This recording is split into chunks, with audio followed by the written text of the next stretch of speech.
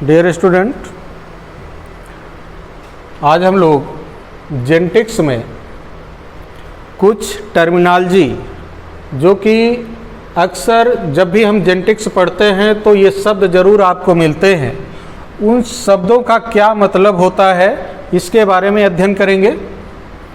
जो important term genetics से related हैं उनमें जीन शब्द, एलील, कुछ आनुवांशिक लक्षण, ट्रेट अर्थात तुलनात्मक लक्षण, फिनोटाइप दृश्य रूप, जीनोटाइप जीन रूप, होमोजाइगस समयुग्मनजी, हेट्रोजाइगस विषमयुग्मनजी, dominant character and recessive character अर्थात प्रबल लक्षण और अप्रबल लक्षण। ये ऐसे टर्म हैं जो कि जेनेटिक्स में बारंबार रिपीट होते हैं, बारंबार ये टिके आते हैं, और इस टर्म का मतलब जब तक हम नहीं समझेंगे तब तक हमें जेनेटिक्स अच्छे तरीके से समझ में नहीं आती। तो सबसे पहला टर्म जीन अर्थात जो जीन है ये क्या है। तो जीन अगर हम बात करें तो ध्यान रखना, डीएनए डीऑक्सीराइबोज न्यूक्लिक एसिड, इसी डीएनए का एक फ्रैगमेंट होता है, पार्ट होता है, टुकड़ा होता है, जिसके पास कंप्लीट इंफॉर्मेशन होती है किसी पॉलीपेप्टाइड श्रृंखला के निर्माण की या प्रोटीन के संश्लेषण की संकेत सूचना डीएनए के जिस खंड में होती है उसी को हम लोग जीन कहते हैं। तो डीएनए का वह भाग, डीएनए का वह छोटा सा छोटा फ्रैगमेंट या टुकड़ा जिसके पास क्या है, किसी पॉलीपेप्टाइड श्रृंखला के निर्माण की संकेत सूचना है, उसी को हम लोग क्या कहते हैं, उसी को हम लोग जीन कहते हैं। यहाँ पे आप समझिए, जो डीएनए है डीऑक्सीराइबोज न्यूक्लिक एसिड, इस डीएनए में आप ध्यान दीजिए कुछ पार्ट ऐसे होते हैं, जैसे ये वाला पार्ट जहाँ पे हम गोला कर रहे हैं, ये वाला जो पार्ट है, तो डीएनए का वह भाग जिसमें किसी पॉलीपेप्टाइड श्रृंखला के अर्थात प्रोटीन के निर्माण के लिए कोड मौजूद हैं, उसी भाग को हम लोग जीन कहते हैं। क्या कहते हैं? जीन। तो ये जो डीएनए है, इस डीएनए में हजारों की संख्या में जीन होते हैं, क्योंकि ये डीएनए का छोटा सा छोटा भाग है। तो डीएनए का छोटा सा छोटा भाग जिसके पास किसी पॉलीपेप्टाइड श्रृंखला के निर्माण की संकेत सूचना है, उसी को हम लोग जीन कहते हैं। अब इस जीन का जब ट्रांसक्रिप्शन होता है, अनुलिपीकरण, तो जीन के ट्रांसक्रिप्शन से बनता है मैसेंजर आरएनए, संदेशवाहक आरएनए बनता है। जीन का जब ट्रांसक्रिप्शन होगा तो उसके फलस्वरूप क्या बनता है, मैसेंजर आरएनए बनता है। अब इस मैसेंजर आरएनए से ट्रांसलेशन की क्रिया के द्वारा राइबोसोम प्रोटीन बनाता है। तो इस प्रकार जीन वह है, जीन डीएनए का वह भाग होता है जिसका ट्रांसक्रिप्शन होता है, और ट्रांसक्रिप्शन होने से एमआरएनए बनता है और फिर फाइनली ट्रांसलेट होकर के उससे प्रोटीन बनती है। तो डीएनए का वह सेगमेंट जहाँ पर प्रोटीन संश्लेषण की संकेत सूचना मौजूद है, कोड मौजूद है, उसी को हम लोग जीन कहते हैं। ये जो जीन है, ध्यान रखिएगा, ये हेरिडिटी की यूनिट है, हेरिडिटी की यूनिट है, अर्थात पैतृक लक्षणों को एक पीढ़ी से दूसरी पीढ़ी में ले जाने का जो कार्य करता है वो कौन करता है? जीन करता है। जीन मत मॉर्गन ने दिया था, जीन थियरी जो है वो टी.एच. मॉर्गन ने दिया था, और उन्होंने ये बताया कि जो जीन होता है अर्थात डीएनए का जो खंड है जिसमें किसी पॉलीपेप्टाइड श्रृंखला के निर्माण की सूचना है, वही जीन जो होता है पैतृक लक्षण को अगली पीढ़ी में ले जाने का कार्य करता है। तो जीन मत किसने दिया था? जीन मत दिया था टी.एच. मॉर्गन ने। और उन्होंने क्या बताया था? उन्होंने बताया था कि जीन जो होता है वह हेरेडिटी का सबसे स्मॉलेस्ट यूनिट है जो पैतृक लक्षण को एक पीढ़ी से दूसरी पीढ़ी में ले जाता है। ध्यान रखिएगा, जो मेंडल ने जिन्हें कारक कहा था वही कारक ही क्या है? जीन है। वही कारक क्या है? जीन है। तो मेंडल जिन्हें कारक कहा करते थे, फैक्टर कहा करते थे, वो फैक्टर ही वास्तव में क्या है? जीन होते हैं। और ये जो जीन होते हैं वो गुणसूत्रों पर स्थित होते हैं, अर्थात जो गुणसूत्र होता है वो डीएनए का बना होता है, और जीन जो होता है वो डीएनए का छोटा सा टुकड़ा होता है या डीएनए का छोटा सा फ्रैगमेंट होता है जिसके पास किसी प्रोटीन के निर्माण की संकेत सूचना विद्यमान होती है।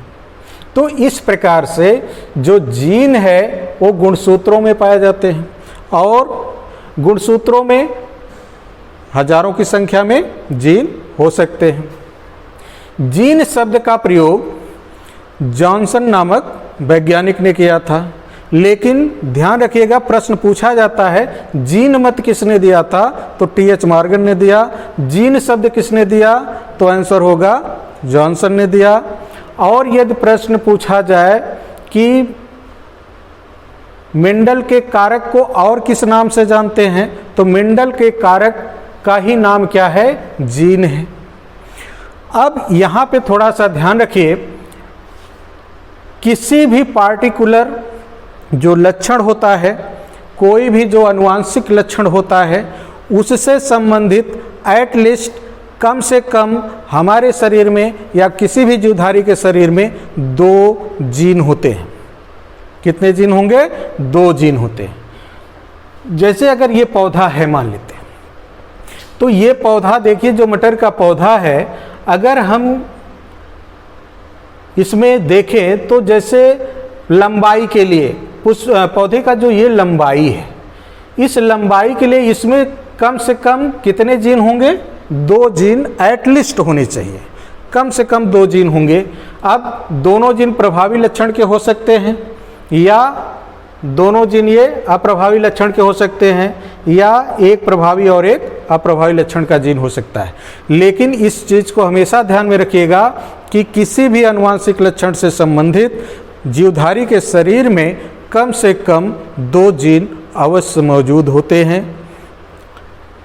इसमें से एक जीन उसे अपने पिता से प्राप्त होता है और एक जीन उसे हमेशा माता से प्राप्त होता है। जीन के बाद दूसरा जो यहाँ पे शब्द है एलील। ये शब्द बहुत सबको डिस्टर्ब करता है। एलील क्या है? एलील भी क्या है? जीन ही है। एलील क्या है? जीन। लेकिन किसके जीन है ये मायने रखता है। एलील भी क्या है? जीन ही होते हैं। तो ध्यान रखना, किसी भी आनुवांशिक लक्षण, जैसे मान लेते हैं लंबाई, यहाँ पे पौधे में लंबाई, यहाँ पे हमने एग्जाम्पल लिया है, तो ये जो पौधा है ये लंबा है, ये बौना पौधा है, तो इसके तुलनात्मक जो रूप होते हैं, तुलनात्मक रूपों के जीन, जैसे ये लंबाई के लिए कैपिटल टी जीन है, मतलब जब पौधा टाल होगा तो उसके लिए कौन सा जीन जिम्मेदार है? कैपिटल टी जीन जिम्मेदार है। और यदि पौधा की लंबाई कम है तो उसके लिए कौन सा जीन जिम्मेदार है? स्मॉल टी जीन जिम्मेदार है। तो ये ध्यान रखिएगा, किसी भी आनुवांशिक लक्षण के जो तुलनात्मक रूप होंगे, उन तुलनात्मक रूपों को हम लोग क्या कहते हैं? उन तुलनात्मक रूपों को हम लोग अलीलोमार्फ कहेंगे। क्या कहेंगे? अलीलोमार्फ। जैसे लंबा और बौना, क्या है? ध्यान रखिएगा, लंबा एंड बौना, मतलब लंबा और बौना, टाल एंड ड्वार्फ। इस चीज को ध्यान रखिए। तो टाल और ड्वार्फ ये एक दूसरे के से क्या है? तुलनात्मक लक्षण है। ये तुलनात्मक लक्षण है। तो इनके जो जीन होंगे, लंबाई के लिए जो जीन होगा कैपिटल टी है, और बौनेपन के लिए जो जीन है वो स्मॉल टी है। तो इस प्रकार से वे जीन जो तुलनात्मक लक्षणों के जीन होते हैं, किसी भी आनुवांशिक लक्षण के तुलनात्मक लक्षणों के जीन को हम लोग अलील कहते हैं। किसी भी आनुवांशिक लक्षण के तुलनात्मक लक्षणों के जीन को हम लोग क्या बोलते हैं? अलील कहते हैं। और जो तुलनात्मक लक्षण होते हैं उसे हम लोग एलीलोमार्फ कहते हैं। फिर से आप इसको और एग्जाम्पल से अगर समझना चाहें तो जैसे हमने लिया लंबाई, लंबाई आनुवांशिक लक्षण था और इसके दो तुलनात्मक रूप लिए, लंबा और बौना। अब इस लंबा और बौना के लिए जो रिस्पॉन्सिबल जीन है कैपिटल टी और स्मॉल टी, ये दोनों जीन एक दूसरे के अलीली जीन हैं। क्या है? अलीली जीन है। अगर यहीं पर हम पुष्प के कलर के लिए लें तो पुष्प का कलर यहाँ पे देखिए वायलेट है और यहाँ पे क्या है? वाइट है, वाइट कलर का पुष्प है। तो इसके लिए मान लेते हैं रेड कलर का पुष्प है कैपिटल आर, और वाइट कलर का पुष्प के लिए जो जीन जिम्मेदार है वो स्मॉल आर। तो इस प्रकार से ये कैपिटल आर और स्मॉल आर जो जीन है ये क्या है? अलीली जीन है। क्या होंगे? अलीली जीन होंगे। इसी प्रकार से जैसे capital T small T allele gene है, इसी प्रकार से capital R small R allele gene है। आप जब भी देखें जैसे कैपिटल वाई स्मॉल वाई, तो इसमें ये कैपिटल वाई स्मॉल वाई एक दूसरे के क्या है? अलीली जीन है।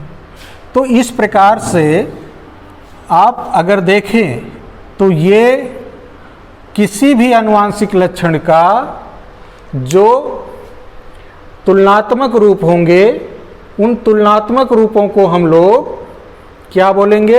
अलीलोमार्फ। उनके जीनों को क्या बोलेंगे? अलील। अलील क्या है? जीन है लेकिन विरोधी लक्षण के होते हैं।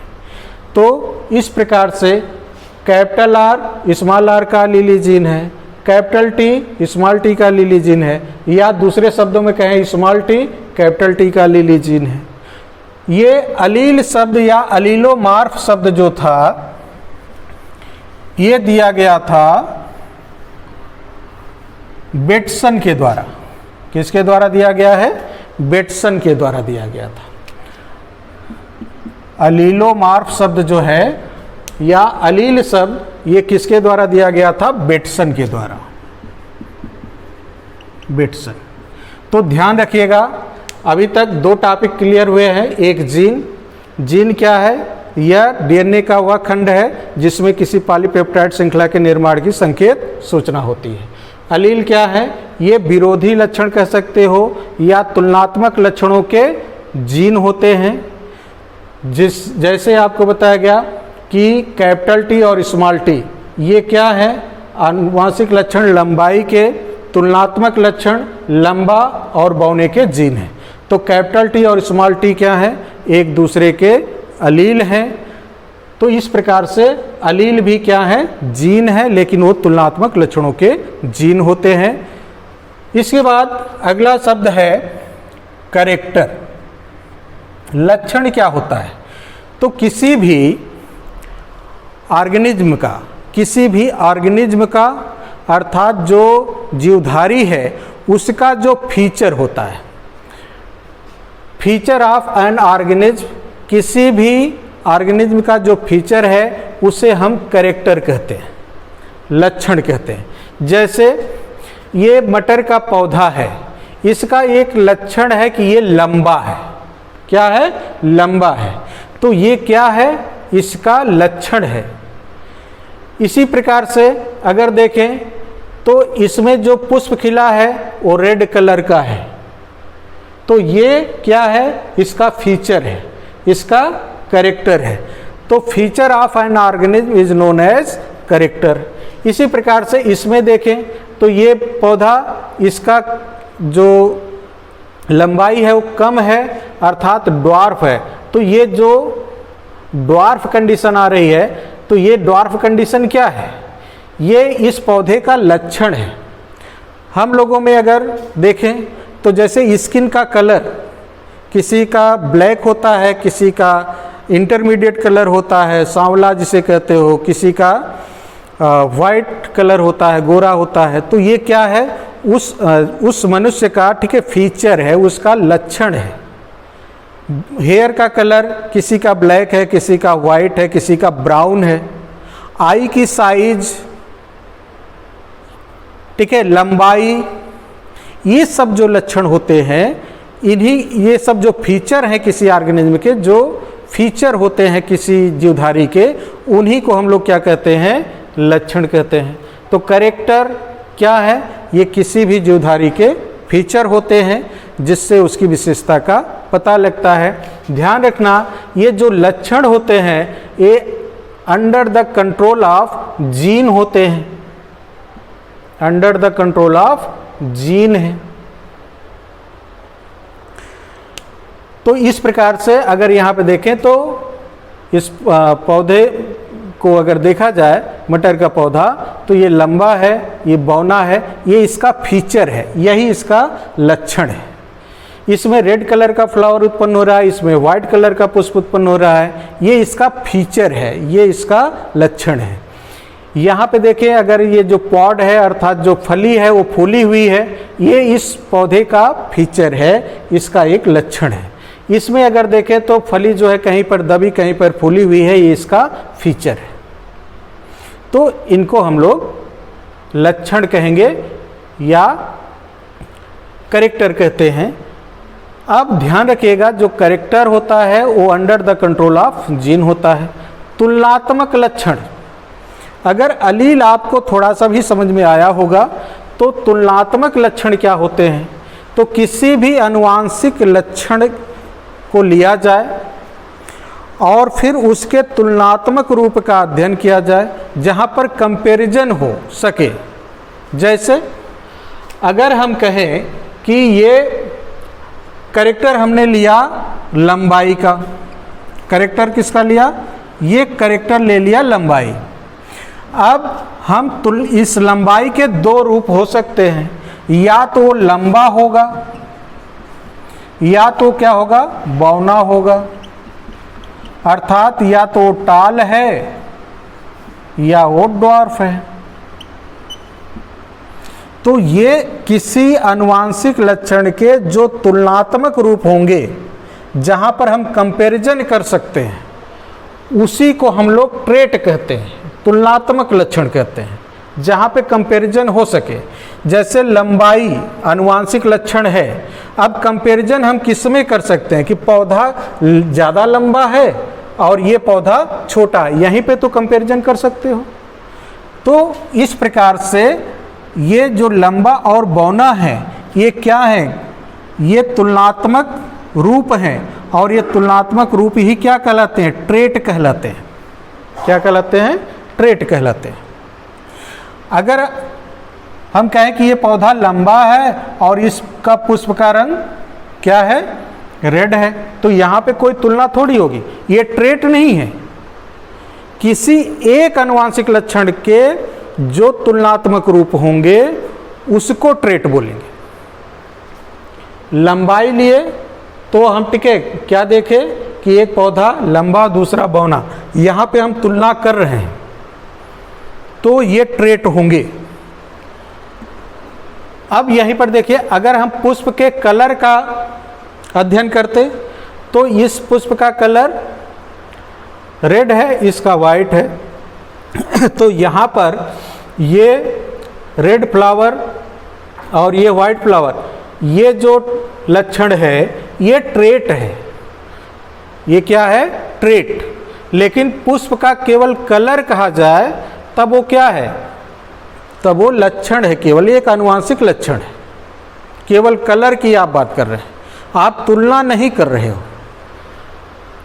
तो यहाँ पर देखिए ये रेड कलर का फ्लावर है, यहाँ पे रेड कलर का फ्लावर, यहाँ पे वाइट कलर। अब यहाँ पे आप तुलना कर रहे हो कि एक पौधे में रेड कलर का फ्लावर है, एक में वाइट कलर का फ्लावर है, इस कारण से ये क्या है, ट्रेट का अध्ययन कर रहे हो, आप ट्रेट का अध्ययन कर रहे हो। और ट्रेट जो होता है वो अंडर द कंट्रोल ऑफ अलील होता है, अर्थात तुलनात्मक लक्षणों के जो जीन होते हैं वही अलील होते हैं। तुलनात्मक लक्षणों के जो जीन होंगे उन्हीं को हम अलील कहेंगे। जैसा इससे पूर्व हमने आपको अलील पढ़ाते वक्त बताया कि कैपिटल टी और स्मॉल टी ये दोनों अलील हैं, ये दोनों क्या हैं, अलील हैं। इसी प्रकार से कैपिटल आर और इस पौधे में जिसमें वाइट फ्लावर है स्मॉल आर, ये एक दूसरे के अलील हैं। तो तुलनात्मक लक्षणों के जो जीन होते हैं अर्थात ट्रेट के जो जीन होंगे उन्हीं को हम लोग क्या कहते हैं, अलील कहते हैं। अब ये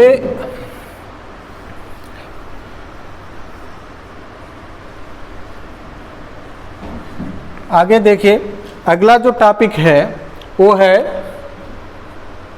दृश्य रूप फिनोटाइप। तो किसी भी आनुवांशिक लक्षण का जो दिखाई देने वाला रूप होता है, जिसे हम अपनी इंद्रियों से देखकर बता सकते हैं, उसी को हम लोग क्या कहते हैं, फिनोटाइप कहते हैं। तो फिनोटाइप क्या है, फिनोटाइप ध्यान दीजिए, जैसे ये पौधा लंबा है, ये तो देख के हम बता सकते हैं, ये पौधा बौना है, ये देख के हम बता सकते हैं। तो इस पौधे का ये फिनोटाइप है, दृश्य रूप है।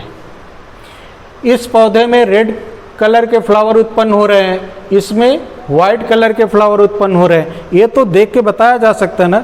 तो किसी भी आनुवांशिक लक्षण का वह रूप जो दृश्य रूप में अपीयर होता है उसे हम लोग क्या बोलते हैं, उसी को हम लोग क्या बोलेंगे, उसी को हम लोग फिनोटाइप कहते हैं। अर्थात पौधा टाल है, ये तो दिखाई दे रहा है ना, ड्वार्फ है, ये तो दिखाई दे रहा है, रेड कलर का फ्लावर है, दिखाई दे रहा है, ये वाइट कलर का फ्लावर है, दिखाई दे रहा है। तो ये सब क्या है, इसी को फिनोटाइप कहा जाता है, दृश्य रूप। इसी को क्या बोलते हैं, दृश्य रूप बोलते हैं। अब दूसरा जो टॉपिक है वो है जीन रूप। जीन रूप क्या होता है, जीन रूप या जीनोटाइप। तो ध्यान रखिएगा, जैसे पौधा लंबा है, इस मतलब उसके दृश्य रूप के लिए, उसके फिनोटाइप के लिए उसमें जो जीन की जोड़ी है उसे हम क्या कहते हैं, जीनोटाइप कहते हैं। जैसे पौधा लंबा है, टाल है, तो इसके लिए ध्यान दीजिए, कैपिटल टी जीन हो सकते हैं, तो ये जीनोटाइप है। या पौधा टाल है तो उसके लिए दूसरा हो सकता है कैपिटल टी, स्मॉल टी हो सकता है। कैपिटल टी, तब भी तो पौधा क्या होगा, लंबा ही होगा। तो ध्यान दीजिए यहाँ पे, ये पौधा लंबा है, इसमें ठीक है, दोनों जीन क्या है, प्रभावी लक्षण के जीन हैं, कैपिटल टी। तो किसी भी आनुवांशिक लक्षण के दृश्य रूप के लिए जो जिम्मेदार जीन्स की जोड़ी रहती है उसी को हम लोग क्या कहते हैं, जीनोटाइप कहते हैं। तो यहाँ पर देखिए, जैसे लंबाई के लिए हमने बताया, तो ये कैपिटल टी ये जीन रूप है, जीनोटाइप है। पौधा क्या है, लंबा है। कैपिटल टी स्मॉल टी ये भी जीन रूप है, तब भी पौधा क्या है, लंबा है। स्मॉल टी क्या है, ये जीन रूप है, पौधा कैसा है, बौना है। इसी प्रकार से कैपिटल आर है तो क्या होगा, तो ये पुष्प का रंग रेड कलर का होगा, लाल फ्लावर उत्पन्न होगा। कैपिटल आर स्मॉल आर है तो भी लाल फ्लावर उत्पन्न हो रहा है, स्मॉल आर है तो ये क्या है, सफ़ेद फ्लावर उत्पन्न हो रहा है। तो अगर यहाँ पर आप देखें तो ये सब दृश्य रूप है, ये सब फिनोटाइप है, लंबा है, बौना है, लाल रंग का पुष्प है, सफ़ेद रंग का पुष्प है। लेकिन इसके लिए जो क्या है, जीन्स की जोड़ी है उस पौधे के अंदर, उस जीवधारी के अंदर, उसे हम लोग क्या बोलते हैं, उसी को हम लोग जीन रूप कहते हैं।